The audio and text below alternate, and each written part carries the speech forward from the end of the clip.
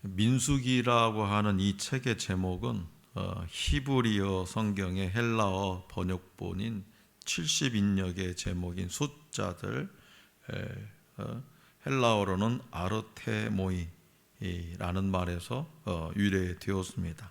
그래서 이 제목은 1장과 2장에 나타나는 두 번의 인구 조사로부터 이렇게 기인이 되었습니다.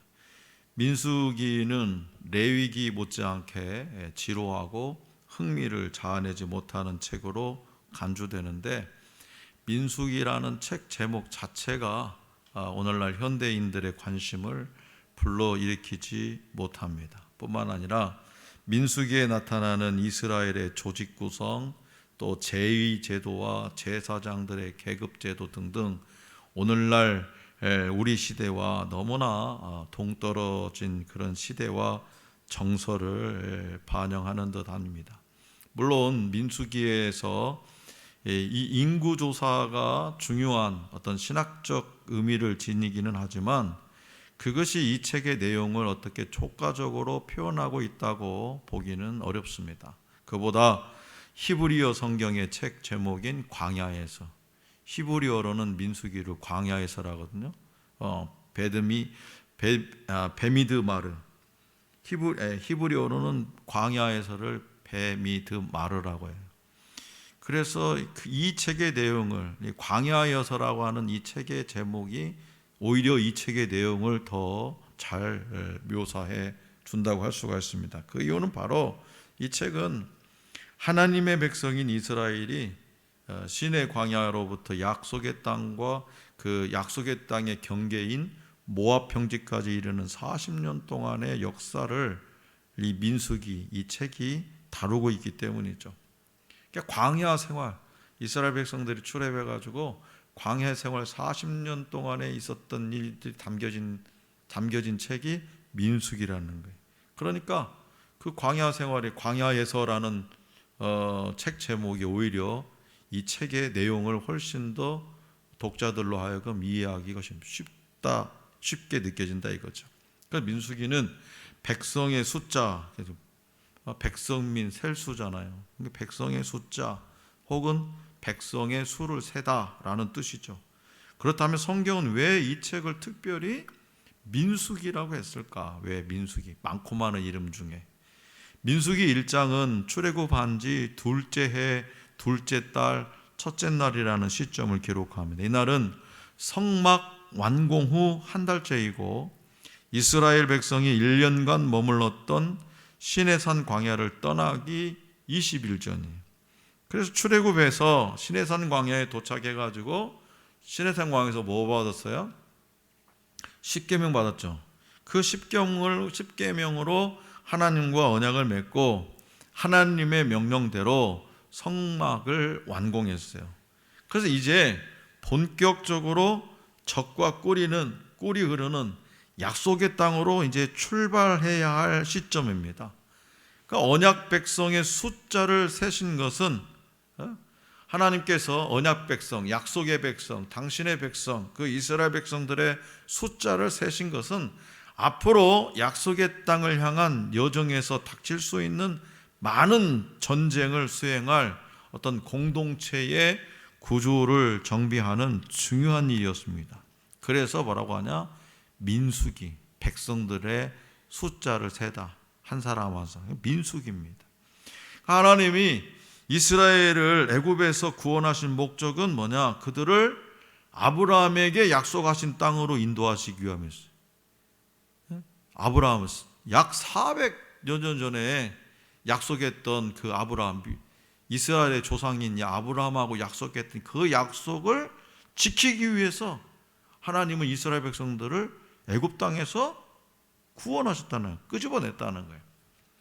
왕이신 하나님이 그 백성 가운데 거하심을 가시적으로 보여주는 성막이 이동용 천막이라는 사실은 이스라엘이 약속의 땅을 향해 어떻게 해요?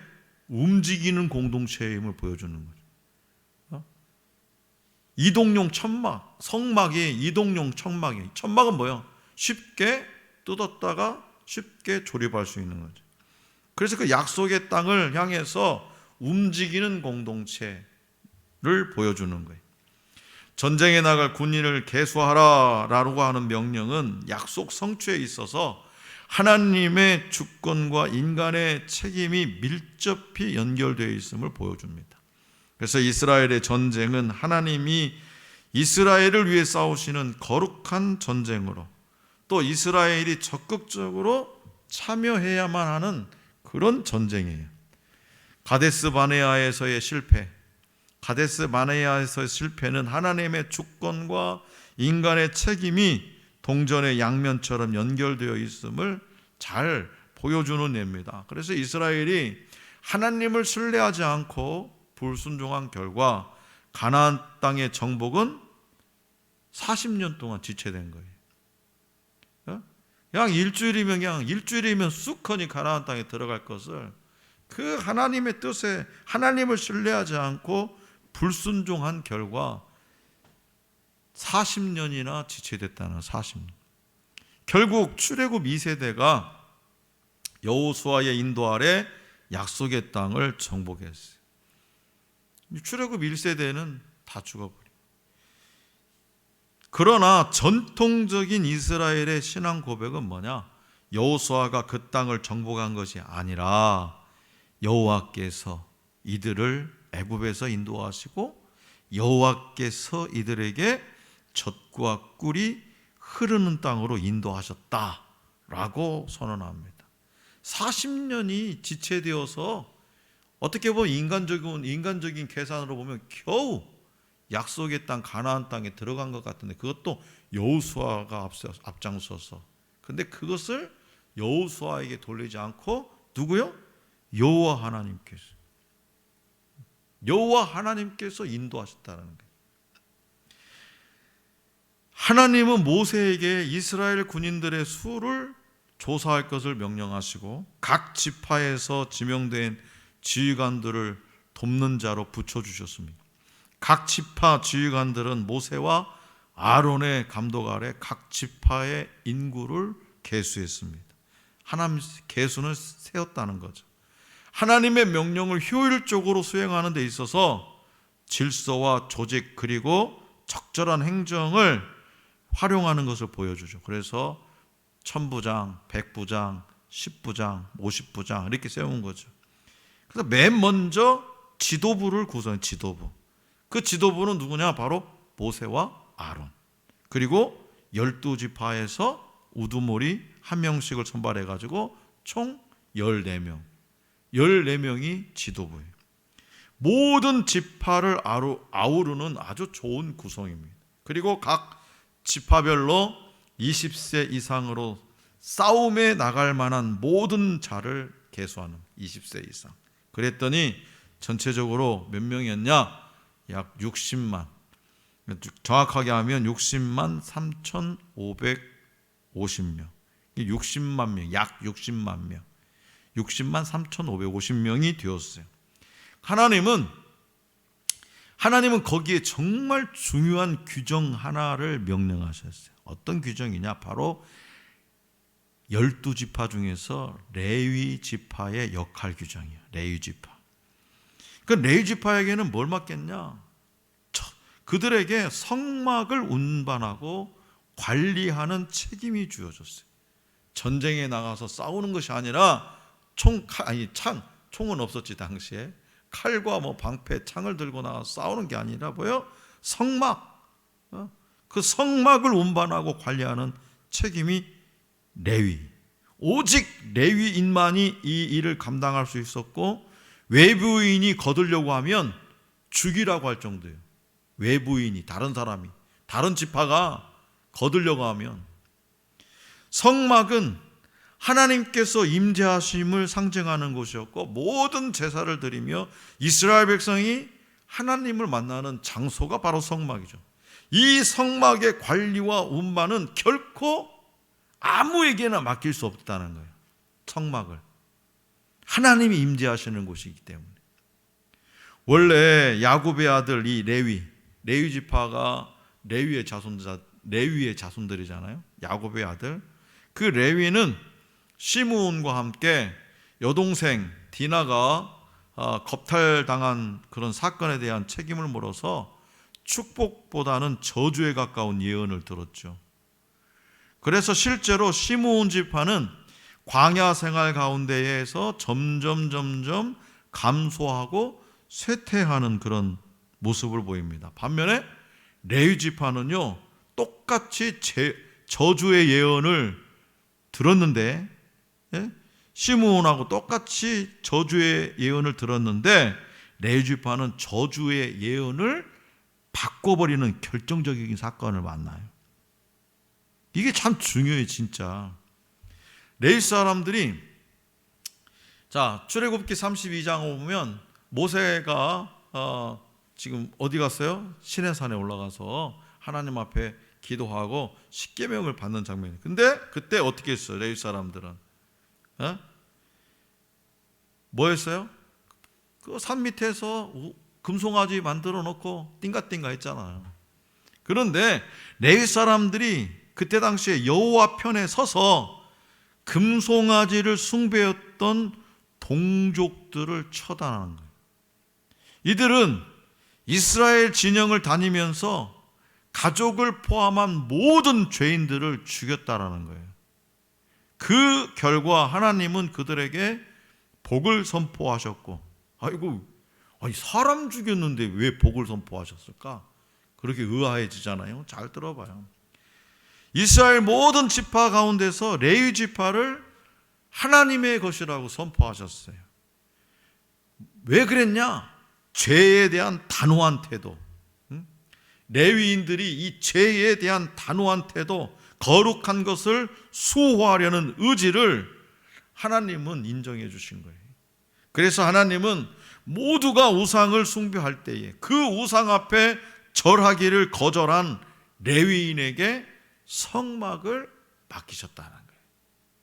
하나님은 하나님의 의를 세우고 드러내는 것을 그 어떤 인간관계보다도 우선하는 사람을 자신의 소유로 삼으십니다. 하나님의 일을 우선순위로 생각하는 사람, 하나님의 일을 가장 먼저 행하는 사람, 그 사람을 하나님은 자신의 소유로 삼으신다는 거예요. 이들이 군사로 계수되지 않은 것은 전쟁 시 목숨을 걸지 않아도 된다는 그런 의미가 아니에요. 이스라엘 전체가 하나님 앞에서 의롭고 거룩한 백성으로 서기 위해서 생명을 건 것처럼 책임과 사명을 감당하라, 그런 의미입니다. 그래서 레위 지파는요, 다른 지파 사람들 모두가 우상을 숭배하는 현장에서 이를 악물고 신앙을 지켰다라는 거예요. 이를 악물고 그 아론과 함께 막 금송아지 만들어 놓고 얼마나 놀았어요, 재밌게. 그런데 레위 지파는 이를 악물고 이건 아니야, 이건 아니야, 이건 아니지 하면서 이를 악물고 신앙을 지켰다는 거예요. 어떤 대세에 흔들리지 않았고 거룩한 것과 그렇지 않은 것을 정확하게 분별했다라는 거예요. 칼을 들고 우상 숭배한 사람들을 처형해야 했을 때 그 사람들의 레위 지파의 심정을 생각해 보세요.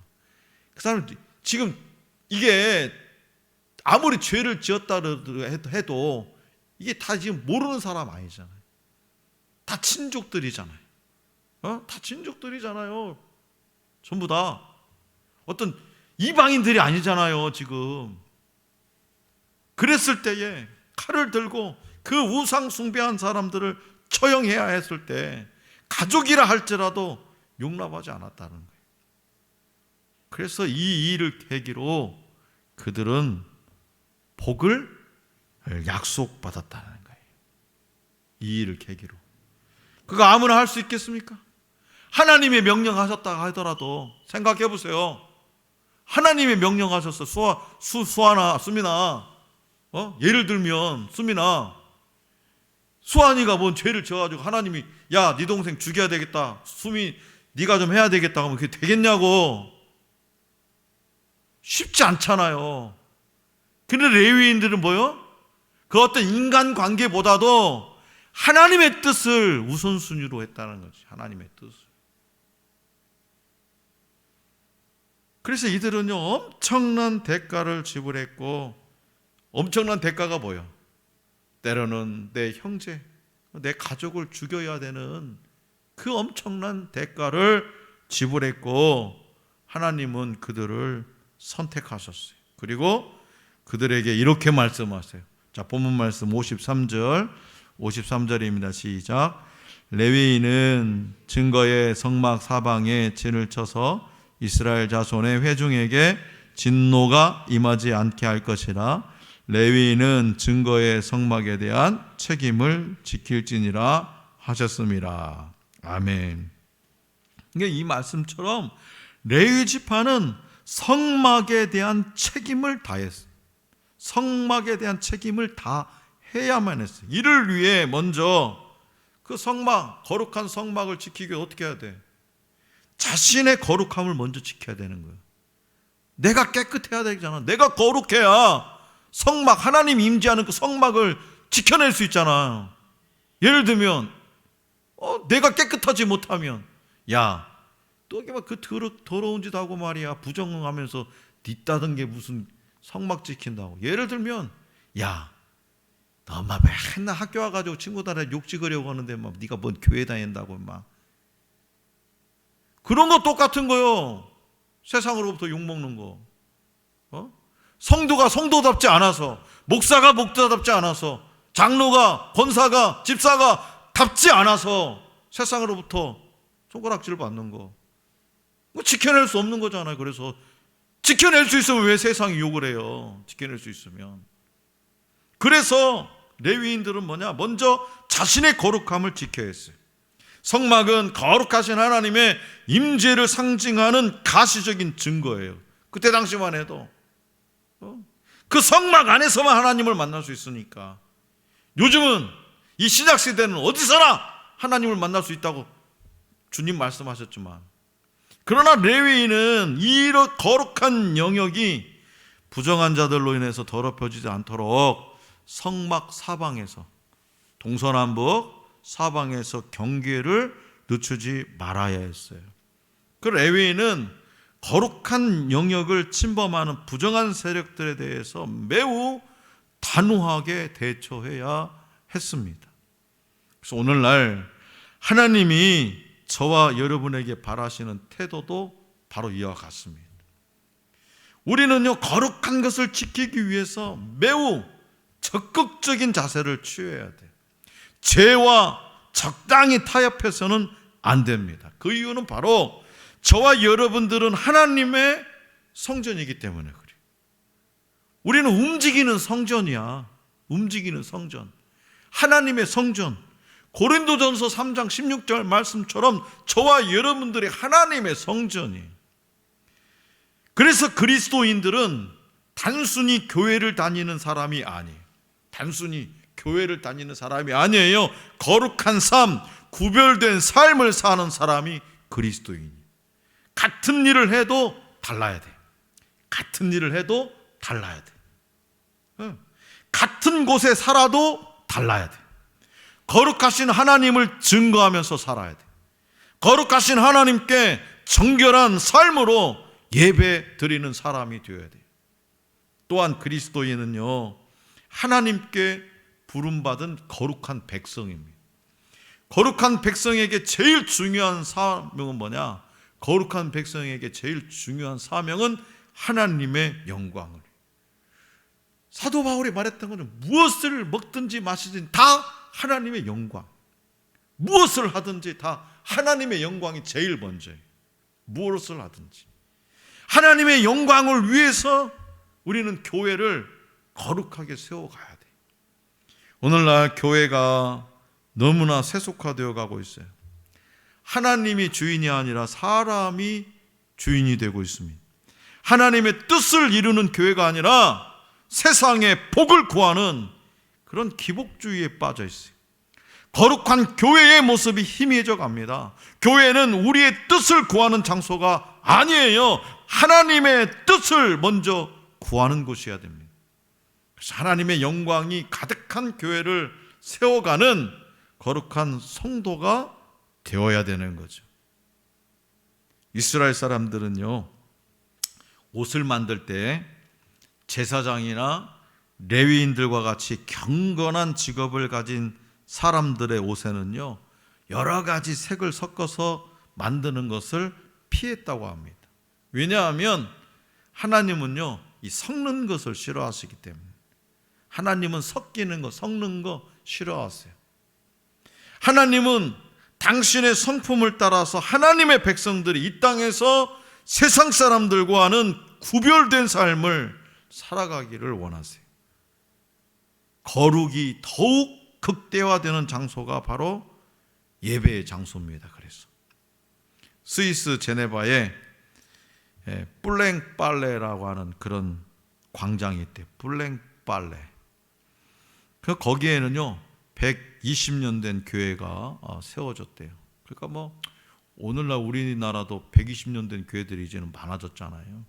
그런데 이제 스위스라고 하는 독특한 나라에 이 120년 된 교회가 세워졌대요. 동네마다 교회가 있지만 그 중에서도 가장 120년 되었고 가장 아름답게 그렇게 건축이 되었기 때문에 제네바 시가 문화재로 지정해가지고 특별히 아끼고 있는 그런 교회라고 합니다. 그런데 그 예배당이 1999년에 술집으로 변했어요. 1999년에 술집으로. 놀라운 것은 뭐냐? 그 교회의 경우 예배당에 술집을 차린 사람이 그 교회의 담임 목사님이었다는 거예요. 그러니까 담임 목사가 자기가 담임하고 자기가 목회하고 있던 그 교회의 예배당에 술집을 차렸으니까 얼마나 떠들썩한 뉴스거리가 되겠습니까? 그래서 제네바의 한 신문 기자가 그 목사님을 찾아가서 인터뷰를 했어요. 목사님, 왜 술집을 예배당에 차리셨습니까? 왜 술집을? 기자님, 오늘날 이 제네바의 모든 젊은이들이 말해요, 다 술집에 빠져 있기 때문에 그들을 불러내기 위해서는 예배당 안에 술집을 차릴 수밖에 없지 않습니까?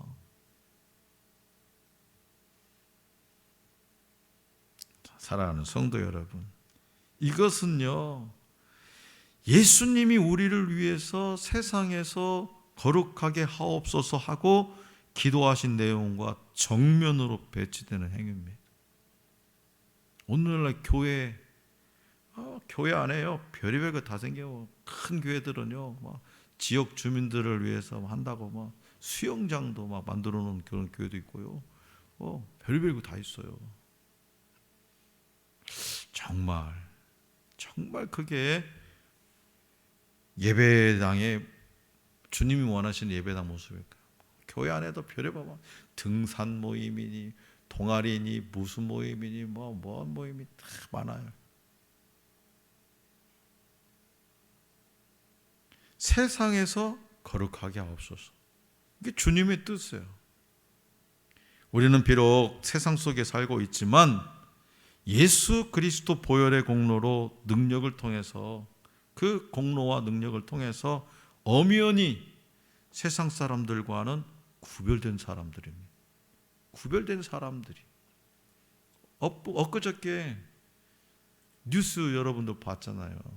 포항에 중딩들이 무인텔에 술을 몽땅 사가지고 들어가가지고 그냥 얼마를 마셨는가, 인사불성대가 처박혀 있고 어쩌고 하고 막 담배 펴서 그냥 다 바닥에다 막 짓밟아 놓고 난장판을 쳤는데 여관 주인이 참다 못해가지고 경찰에 신고했어요. 경찰이 오니까 뭐라고 한 줄 아세요? 나 죽여봐, 나 촉법소년이야.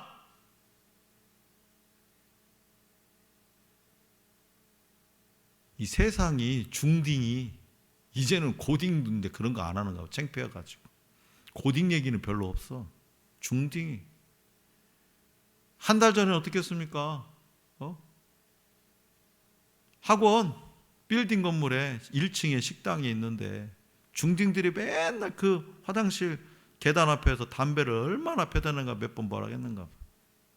큰 또 담배 또 피고 말 안 들고 했더니 식당에 돌아가가지고 의자도 엎어버리고 깽판 쳐버렸습니다. 누가? 중딩이. 이런 세상 속에서 우리 주님이 원하시는 건, 저와 여러분에게 원하시는 건 뭘까요? 나도 경찰한테 한번 대들어봐야겠다. 멋지다. 그래야 되겠습니까? 구별된 삶을 살아야 합니다. 세상에서 거룩하게 하옵소서. 세상에서 거룩하게 살지 못할 것 같으면 교회 예수 믿는다고 어떻게 얘기해요? 뭐라고?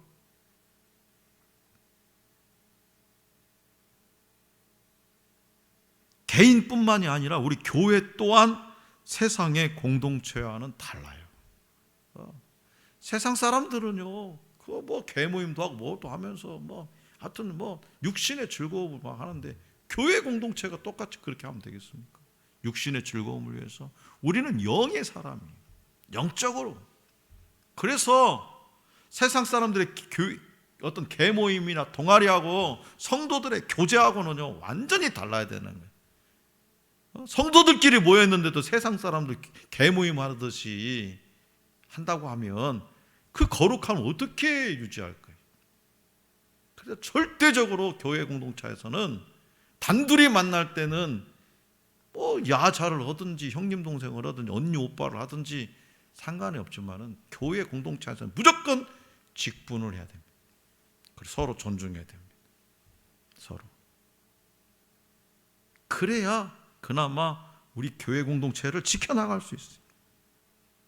성도는 하나님이 깨끗하게 하신 구속의 은혜를 따라서 세상과 다른 구별성을 유지해야 됩니다. 웨슬리 목사님은요, 그리스도인의 인생을 하나님께서 주신 약속의 땅을 향해 전진하는 하늘 가는 길이라고 규정했어요. 저와 여러분들이 하늘 가는 길이, 하나님께서는 지금도 하늘 가는 길 위에 있는 사람들의 숫자를 세고 계실 것입니다. 우리 수민이 잘 가고 있구나. 우리 수환이 잘 가고 있구나. 우리 담빈이 잘 가고, 한 명씩 이름을 불러가면서 그 하늘길 가는 사람들을 세고 있다, 이 말이. 그래서 세속의 평안과 안일함만을 추구하는 삶을 탈출해가지고 하나님께서 약속하신 하나님을 예배하는 하늘 가는 길에 오른 사람들 말입니다. 그러므로 우리 모두 하나님께서 친히 세워주시는 숫자가 되고, 하나님께서 친히 내 사람, 아이고 내 새끼 친히 세워주시는 숫자가 되고, 특별히 오늘날의 레위인들이 되어서 하늘길 가는 모든 이들의 영적 순례를 돕는, 나 혼자만 가는 것이 아니라 영적 순례를 돕는 하늘나라를 확장하는 아름다운 일꾼이 될 수 있기를 원합니다. 거룩한 성전과 같은 구별된 삶을 통해서 그리스도의 본분과 사명을 다하며 하나님의 뜻이 온전히 이루어지는 하늘 소망 교회를 세워가는 아름다운 일꾼이 되시기를 간절히 기원합니다.